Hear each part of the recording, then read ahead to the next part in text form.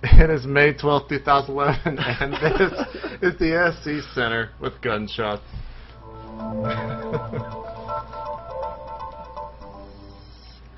What is up, everyone? Sometimes I forget, but my name is JP McDaniel. This is Patrick Chobopion O'Neill, and this is the SC Center, your daily dose of Starcraft 2 news. Patrick, what's up? I often forget my name too, JP. It's okay. It's all right, Don't man. worry about it. It's all right. You gotta go like this. Shoot him up. Shoot him up. What do you want? You want to talk about NASL? Yeah. So last night NASL went down. We had KOTH 2-0 over Chef, and brace yourselves, guy. Vibe 2-0 over Artosis. Hold on. Let me go to it. Oh God, it's not gonna be able to find it. Keep going. All right. We have Vibe 2 over Artosis. I hear Artosis is. All right, you ready? Say that again.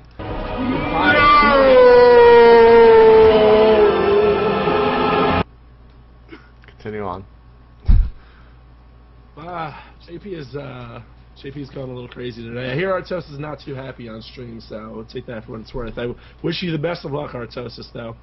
You are a hero and god. TLO 2-0 over Grubby. Moon 2-0 over Rainbow in apparently not the greatest games of all time. Did you happen to catch last night? I saw the Artosis game, and that's all that I saw. Actually, I watched some of the Chef KOTH game. I really thought Chef was going to be more competitive in that series, but KOTH just looked stellar. Yeah, he looked really good. Break the news to us. How did Artosis look? Okay. Yeah. All right, you broke the news to us. You ever seen like a dog have to be put down or something? That's kind of what it looked like. Wow.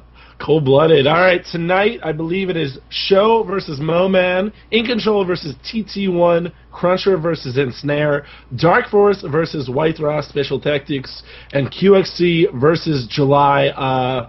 Pretty good games there tonight. Anything you're looking forward to? Actually, a lot of those games are pretty good. We got a PvP. I'm not sure if that was actually played on the new patch or not between Jeff and TT1, so that might be pretty good. Dark Force, all those matches are actually really good. I think Show's going to beat Moman. I think that can be probably said going in. But I'd say tonight's going to be awesome for NASL, man. I agree. I kind of wish they would tell us. I mean, I understand they want to pre-tape it and edit it. Kind of wish for situations like this they would tell us when this was taped. They might do that tonight. They might be like, this was taped before the patch or after. Just give us an idea. Something everyone's looking forward to is, I believe Idra is commentating Cruncher tonight. So that should be good. No banhammer to stifle his which I'm sure will be good. But other than that, he's actually had a really well-received run as the commentator. I think people are loving the stuff he's bringing to it. He's commentating that, EG Masters Cup. So keep it up, Greg. Killing it. Speaking of the EG Masters Cup, last night, Dignitas versus EG sans Idra. And Dignitas didn't have Naniwa, I believe. But Dignitas just destroyed, man. Select 2-0 over Axlov, DeMuslim 2-0 over Mers, Show 2-0 over In Control, and then in the 2v2 that wasn't that eventful. Me and JP did finally catch it. Select and Killer over Strife Crow and Axlov. Dignitas won at 3-1. Not a particularly eventful match, but I think just to echo what was said last night, Dignitas strong team, and any team they are the most stacked team with Thorzane now. Or who joined Dignitas lately? That's not Thorzane. Thorzane joined Mouse. Mouse is also a stacked team, but Dignitas is just... They've got great players, man. Been stacked, yeah, absolutely. I love how in the logo, they gave like a logo, an EG Masters Cup of all the players, and they had like Apollo up there as though he was going to hop in and play as a last-minute substitution. That was funny. He is playing Zerg. I think they're trying to get him to play Zerg at like a professional level. I've actually seen some of his replays lately for reasons I can't really tell you, but yeah, he's shit. Right. All right, cool then. Color me surprised. That's awesome. Also, this weekend announced is going to be the FXO European King of the Hill and the Korean King of the Hill for several $100s each. Of course, FXO always gets the big players. For the European one, they're going to have things people like White Raw, Grubby, Damaga, TLO, QXC, who's not European at all, but nonetheless, Maro, Sake, Red, a bunch of good players. That's going to be Sunday at 9 a.m. Eastern.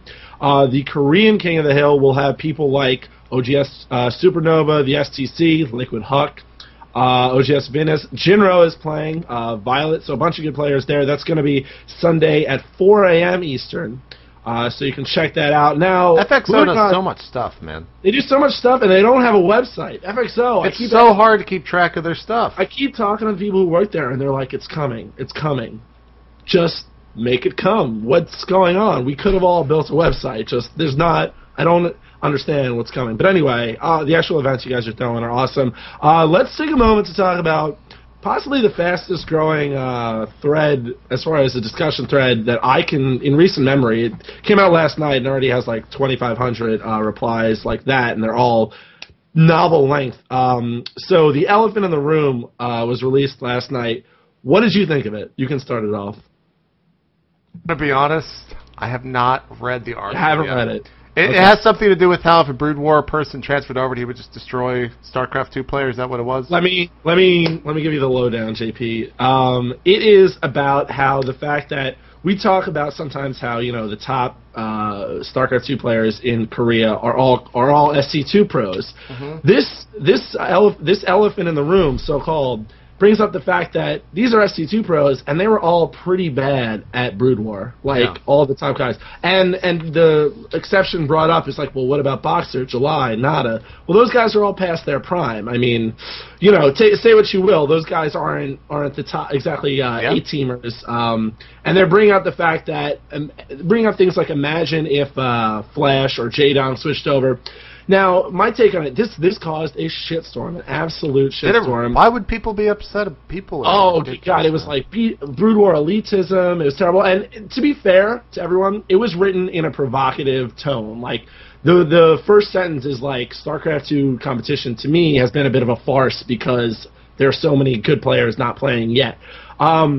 That said, it brought up a lot of cool points. It brought up the difference in mentality and culture and practice. The fact that a bunch of Brood War pros, they come over to StarCraft 2, they see the StarCraft 2 practice houses, and they're like, these guys aren't practicing much. It's not really an intense situation. Whereas opposed to Jaedong, who sits down and gets into it, plays 100 games, and knows his shit about each and every situation he's going to come out to. So it was really interesting about the culture differences. I thought, frankly, I agree with the substance of the article, but I think that the article wasn't well done in that it was provocative. There was certainly a trollish element there. It was meant to provoke, or at least that wasn't put aside at all. And I think they could have done more asking around, like talk to StarCraft 2 pros. Team Liquid has access to the Team Liquid and OGS guys. Ask them, what's the difference? Ask Nada, what's the difference between when you were in Brood War, when you were playing full time, and now that you're playing and studying in school and still doing really well in StarCraft 2. And what do you think that means? Because, all due respect to Intrigue, I think Nada's word holds a little, would convince a few more people. You know what I mean? So, I mean, as far as a piece of, I don't know, as far as a piece of esports journalism, I think a lot more could have been done. But really interesting stuff. It's required reading because of how much shit it's kicked up. And, yeah, and one more interesting thing was talking about all the free agency Brood Wars that's coming up at the end of this summer. Wonder what's going to happen then once it comes. I am very much looking forward to it. The end takeaway is not that fuck StarCraft 2. It's terrible. The end takeaway is StarCraft 2 is doing really well with the players it has now. Imagine when the culture evolves, when the practice regiment evolves. Imagine when everybody, it comes to the sort of scene that Brood War has. StarCraft 2 has amazing things in the future. That's the takeaway. It's true. Don't get offended and take your hate out on Brood War elitists because of this article. The fact is, it's excited for StarCraft 2's future. Grubby also got SteelSeries interviewed by a Fnatic dude whose name I can't remember. I feel so sorry. Philip from Fnatic. Felipe, whatever. It was the same dude who did the Idra It's the same dude who did the Edge article. I hear this one is slightly better and slightly more timely in that the Edge article was still talking about Korea. You guys should check that out. It's the front of SteelSeries.com. I hear it is a quality article. Also, scfou was interviewed, and apparently he wants a rematch with Nesty, which I would. As he should. I'd watch that. I would watch that. I would watch that. Do you have a picture of the day? I do, and it ties in with Artosis watch. So which one do you want to do first, Patrick? Artosis watch. Always. Artosis watch for today. Well, he lost his game. Let me load up his Twitter though. I forgot to do that. See what the last tweet is from good sir Dan Stimkoski, or the Koskier. At Matt Losing Face LOL. That's his latest tweet. That's Artosis watch for today. He also didn't win his game in NASL. So Artosis watch continues. 0-6, I think now. 0-5. 0-5. Sorry. 5. God damn it, Dan. Picture of the day does come in from Artosis though. He was seen last night on the streets of LA, very upset, sitting at a bus stop. Poor Artosis. Clip of the day comes from Team Liquid. Let's go ahead and watch this, Patrick. On in. A goal.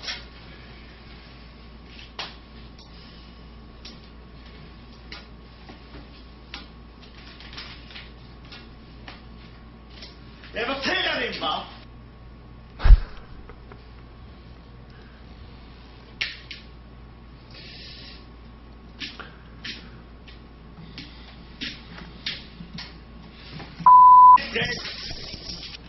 B10. Bingo. Hold it. Bingo. Prepare.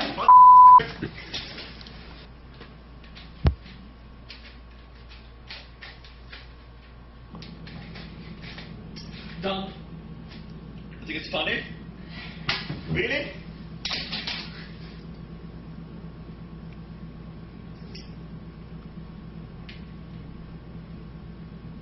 Jävla terra! Oh, Team Liquid.